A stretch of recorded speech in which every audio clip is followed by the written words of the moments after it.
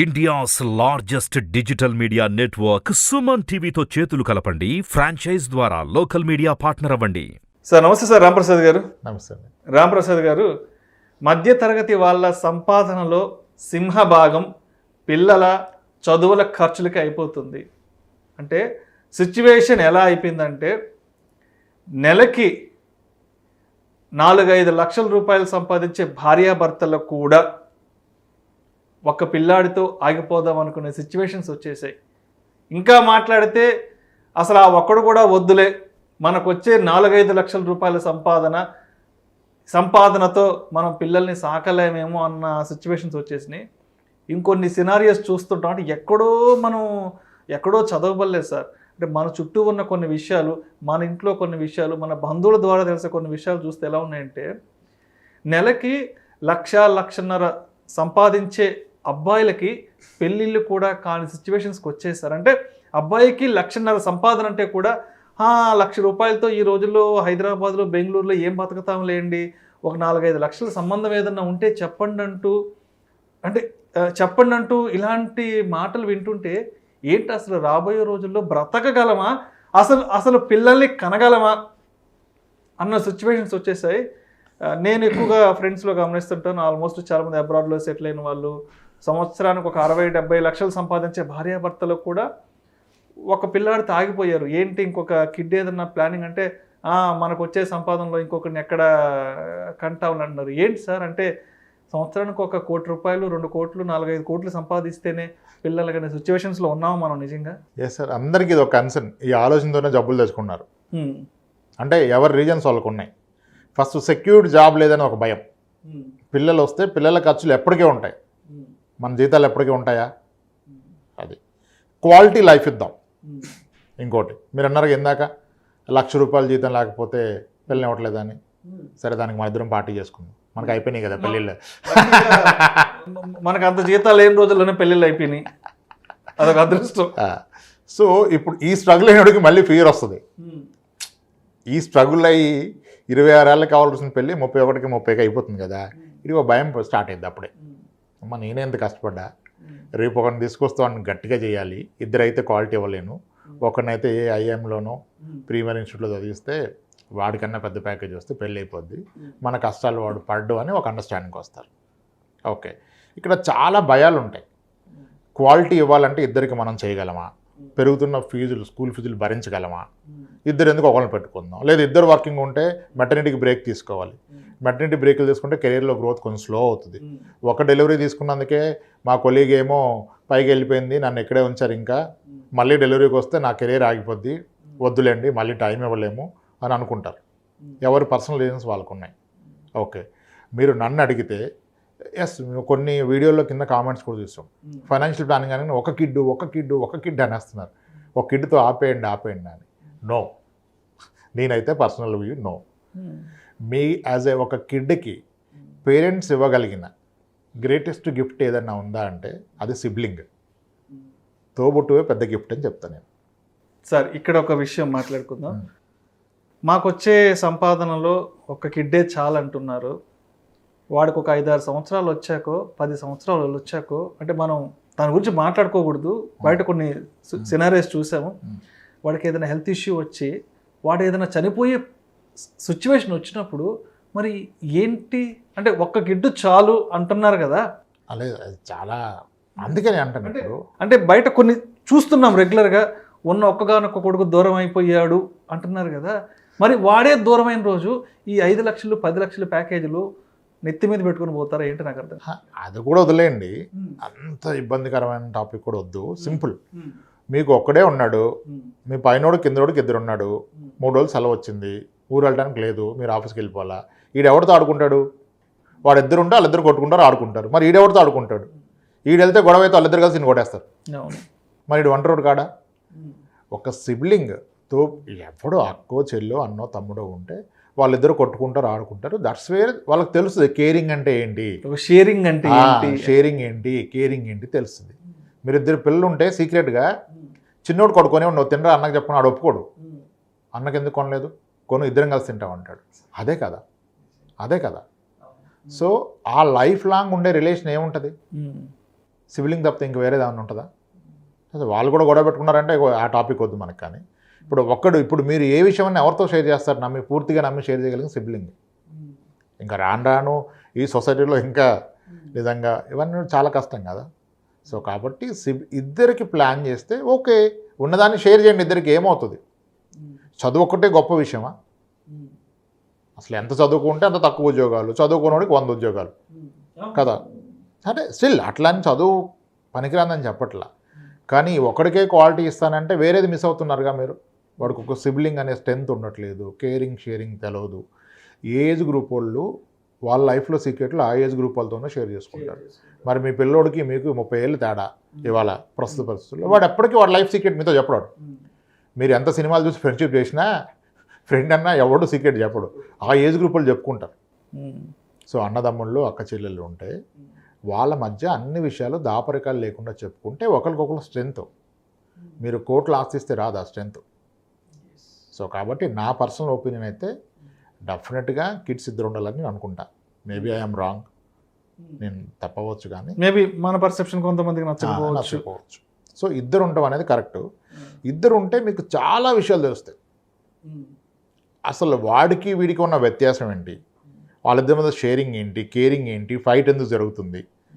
అసలు పెద్దోడిని గాడి ఎక్కిస్తే చిన్నోడు పట్టాలాగా వెనక్కి వెళ్ళిపోతాడు. కెరీర్ ప్లానింగ్ కూడా చాలా ఈజీ అవుద్ది. చాలామంది సిబ్లింగ్స్కి ఈ మధ్య ఏంటంటే అందరూ ఒక అనుమానం, ఒక పిల్లోడు పుట్టాక కామానా పుల్ స్టాపా, ఆపాలా కంటిన్యూ చేయాలా, ఆ అనుమానంలో గ్యాప్ ఎక్కువ వచ్చేస్తుంది. 6-8 ఇయర్స్ గ్యాప్ వచ్చేస్తుంది. అది కూడా కరెక్టే. సరే అప్పుడు రాకుండా ఉంటే మంచిది. అది వచ్చినా మీ ఫస్ట్ రోడ్ సెటిల్ అయితే సెకండ్ రోడ్ వాడు చూసుకుంటాడు ఆబ్వియస్గా. ఇప్పుడు మీరు చూడండి, చాలామంది పెద్దమ్మ వెళ్ళిపోతుంది యుఎస్ కెనడా, మ్యారేజ్ అయిపోయినా తమ్ముడిని చెల్లిని తీసుకెళ్ళి చదివి చేసుకుంటుంది. రారా నిన్న నీకు ఎందుకంటారు. సొంతోడు అయితే చేయగలుగుతాడు, అది బయటోడు ఎందుకు చేస్తాడు? అవ్వదు కదా. సో అది స్ట్రెంత్. యాజ్ ఎ పేరెంట్ ఎన్నాళ్ళు ఉంటారు మీరు? మీ తర్వాత ఎవడు తోడు ఉంటాడు? మీ కొడుకో కూతురుకో. ఆడికి మీకు 30 ఏళ్ళు గ్యాప్ ఉన్నప్పుడు పోవటానికి కూడా 30 ఏళ్ళు గ్యాప్ ఉంటుంది కదా. మన 30 ఏళ్ళు వాడు ఎవరిని నమ్ముకోవాలా?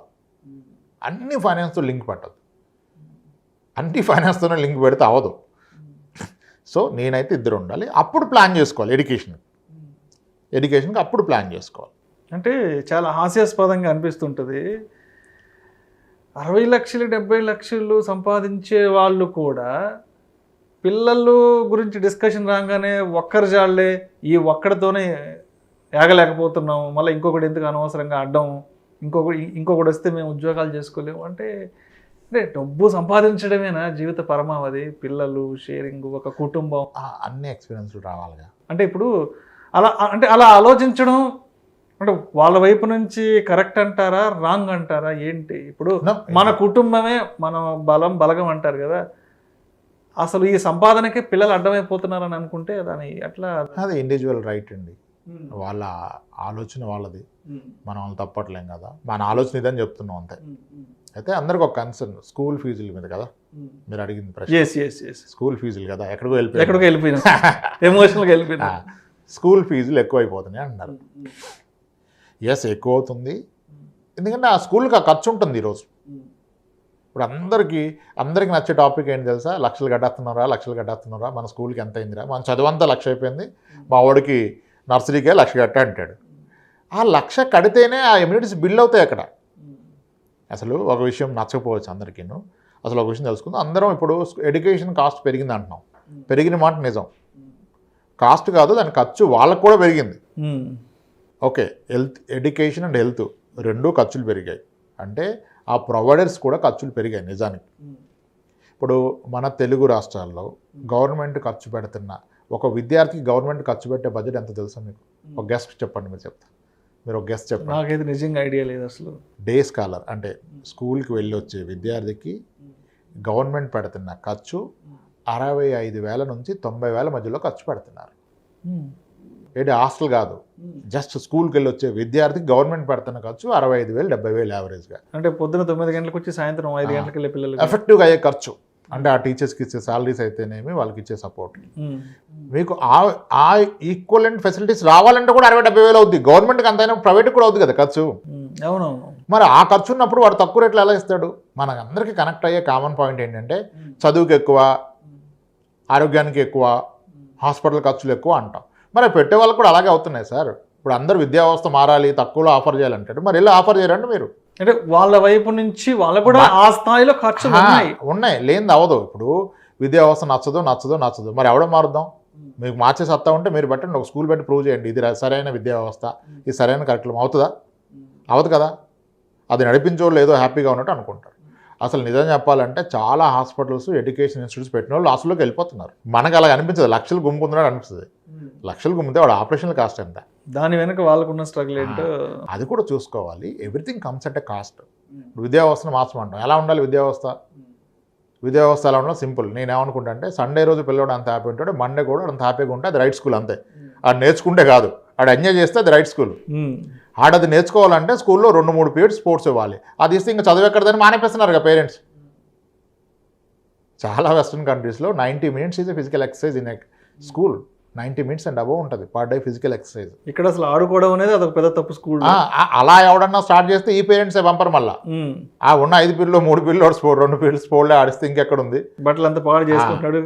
బట్టలు కాదు, ఆడు హెల్దీగా అయిపోతాడు, సన్నగా అయిపోతాడు, మొహం బెక్కిపోద్ది, ట్యాన్ పడుతుంది, ఎండలో ఆడిస్తున్నారని పంపరం. తప్పు కదా. సో వ్యవస్థను మార్చడం అనేది ఒక ఇండివిజువల్ చేతిలో లేదు.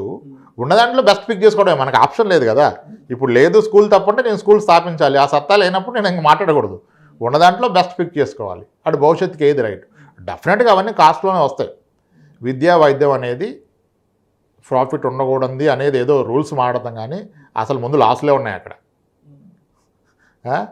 ఏదో ఒకళ్ళిద్దరూ సంపాదించవచ్చు, కానీ ఎక్కువ మంది మీరు చూడండి, నేను చాలామంది చూస్తాం కదా, 80 బ్రాంచులు ఉన్న ఒక విద్యా సంస్థల్లో చూస్తే 19 కోట్ల అప్పు, ఆన్ టైం పే చేయలేక ఈఎంఐలు, సివిల్ డిఫాల్ట్ అయిపోయింది. పర్సనల్ అసెట్స్ అన్నీ తాకట్టు పెట్టి స్కూళ్ళు కాలేజీలు నడిపించే వాళ్ళు చాలామంది ఉన్నారు. బాబు ఉన్నారు, వాళ్ళు లాక్కోలేరు, పీక్కోలేరు. మళ్ళీ మండలాల్లో ఫీజుల్లో కలెక్షను ఆల్మోస్ట్ 30-40% ఫీజు కలెక్షన్ రాదు. రాకపోయినా వీళ్ళు యాక్షన్ తీసుకుంటే మళ్ళీ మీడియా అది ఇది చాలా ఇబ్బంది. ధైర్యం చేసి ఏం చేయలేరు సార్ ఒక స్కూల్ ఓనరు. మనం అనుకుంటాం కానీ ఆడికి ఒక కాస్ట్ ఉంటుంది. వాడి బస్సులు ఈఎంఐలు ఏంటి, బిల్డింగ్ రెంట్ ఏంటి, టీచర్ల శాలరీ ఏంటి, ఇవన్నీ చూసుకుంటే అక్కడికి వస్తుంది. సో మనమేమో లక్షలు అయిపోయినాయి అంటే మరి దానికి సొల్యూషన్ ఏంటి? లేదు కదా. యాజ్ ఎ పేరెంట్గా మనం వాటికి ప్రిపేర్ అయ్యి మన ఇన్కమ్ పెంచుకోవాలి. డెఫినెట్గా the best investment in one's life is education. Right. ఎంతగా మాట్లాడంటే చెప్పొచ్చు, చదువు ఎందుకు, చదువుకున్నాడు అంటే చదువుకున్న వాళ్ళు 2-3 గ్రాంట్స్ ఎక్స్ అయ్యారు, బట్ చదువుకున్న వాళ్ళు 20% ఎక్స్ అయ్యారు. దెర్ ఇస్ ద డిఫరెన్స్ కదా. డబ్బు కడితేనే చదువు వస్తుందంటే అంతే అయిపోయింది. ఇప్పుడు ఐఏఎంలో చదవాలంటే కట్టాలి, వాడు ఫ్రీగా వస్తుంది. ఐఏఎం రాదు కదా. అప్పుడు యావరేజ్ ప్యాకేజ్ 30 lakhs 40 lakhs వస్తుంది. మీరు అన్న ప్యాకేజీలు ఎప్పుడు వస్తున్నాయి? ప్రీ స్కూల్ చదివితే వస్తున్నాయి. అట్లా ఎందుకు సార్ గవర్నమెంట్ స్కూల్లో చదివితే కలెక్టర్ అంటే 1.5 లక్షలు, మిగిలిన కలెక్టర్లు అంతా ఎవరు? సో మన కంఫర్ట్ కోసం మన స్టేట్మెంట్లో మాట్లాడద్దు. మన బాధ్యత అదే కదా. ఫైనాన్షియల్ ప్లానింగ్ అంటే అదే. వీడి చదువుకి ఎంత పెడుతున్నా, అప్పుడు నేను అప్స్కిల్ చేసుకోవాలి, నన్ను అప్గ్రేడ్ చేసుకోవాలి, ఇన్కమ్ పెంచుకోవాలి. బట్ ఎఫర్ట్ చేయాల్సిందే. దీనికి మనం ఫైట్ చేసి ఏం చేయలేం. ఇప్పుడు స్కూల్ ఏడేం వచ్చి మన ఇంటి ముందు కూర్చోట్లేదు, నువ్వు వచ్చి జాయిన్ చేయాలి, లేకపోతే నువ్వు కొడతా తిడతాను, మనమే వెళ్ళి జాయిన్ చేస్తున్నాం. మనకు అక్కడ 100 ఆప్షన్స్ ఉన్నాయి స్కూల్స్. 100 ఆప్షన్స్ ఉన్నాయి మనకి. ఉన్న దాంట్లో బెస్ట్ పిక్ చేసుకోవడం మన బాధ్యత. అంతకుమించి వ్యవస్థ మీద మనం ఇప్పుడు తిరుగుబాటు చేసి సాధించగలమా? ఆ టైం ఉందా మన దగ్గర? సో లేదు. ఎడ్యుకేషన్ ఇది best investment in one's life. అట్లా అని చెప్పేసి దాని గురించి వేరే కోల్పోకూడదు. అన్నీ బ్యాలెన్స్ చేసుకుంటూ మీరు ఒక ప్రణాళిక వేసుకొని పెట్టుకోవాలి. దాన్ని కాంప్రమైజ్ అవ్వద్దనే చెప్తాను. ఎడ్యుకేషన్ విధంలో కాంప్రమైజ్ కావద్దు, హెల్త్ కేర్ కాంప్రమైజ్ కావద్దు. అయితే హెల్త్ కేర్లో కాంప్రమైజ్ కాకుండా ఉండాలంటే ఏం లేదు, ఒక ప్రాపర్ ఇన్సూరెన్స్ తీసుకుంటే అయిపోద్ది. హెల్తీగా ఉన్నప్పుడు ఒక ఇన్సూరెన్స్ తీసుకుంటే ప్రాబ్లం కాదు కదా. కానీ ఎడ్యుకేషన్కి అలా సొల్యూషన్ లేదు. పెరుగుతున్న కొద్దీ వాడు ఆలోచన మారుతుంది, మీ ఆలోచన మారుతుంది. దానికి తగ్గట్టుగా మీరు వెళ్ళాల్సిందే. ఇప్పుడు లాస్ట్ 2 monthsగా సీజన్లో మా క్లయింట్ చాలామంది యూనివర్సిటీలు, కేఎల్యూలో జాయిన్ చేసాం, గీతంలో జాయిన్ చేసాం సార్, ఇంత డొనేషన్ కట్టాము, రిడెంప్షన్స్ అడుగుతున్నారు మ్యూచువల్ ఫండ్స్లో. అది హ్యాపీ, తీయండి పెట్టండి, దానికంటే ఏం కాదు. ఆడు సరిగ్గా సెట్ అయితే రేపు సంపాదిస్తాడు ఎందుకంటే ఎక్కువ. లేదు నేను తీయను, నా మ్యూచువల్ ఫండ్లో డబ్బులు నేను పిచ్చి కాలేజీలో జాయిన్ చేస్తాంటే ఆడ కెరీర్ సెట్ అవుతుందిగా. ఎస్, ఎడ్యుకేషన్కి పట్టాల్సిందే, దానికి ఆప్షన్ లేదు. We have to invest money in education. That's the right investment. Thank you so much Ramprasad గారు. రైట్ అండి, థ్యాంక్స్.